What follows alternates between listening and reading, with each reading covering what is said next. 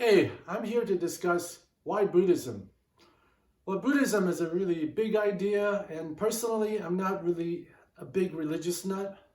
I appreciate religions to the extent that all the external colors and rituals and historical elements point to an element of truth that we can all relate to, and that kind of truth helps us guide through life, and it connects us to, you plug in the word, sublime, God, universe, higher power, inner power, the Tao. I find that oftentimes we really get caught up in external things and words.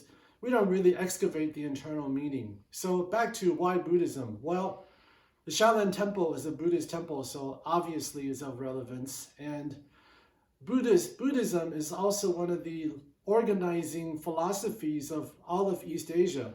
Because Buddhism comes out of Hinduism, so it's connected inherently to India, it's spread all over the world. In some ways, Buddhism is not a religion, it's a set of beliefs and philosophies.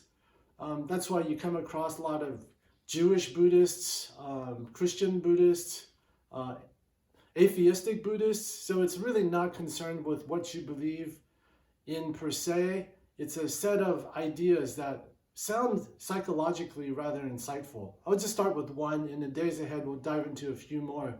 The notion of suffering, of life as suffering. You're like, well, that's kind of pessimistic. Well, if you peel back all the layers and really pay attention to our experience, we're always wanting something. We're always going from one thing to another. Even if you're having a great time, you have it all. Well, it doesn't last forever, and that's called impermanence.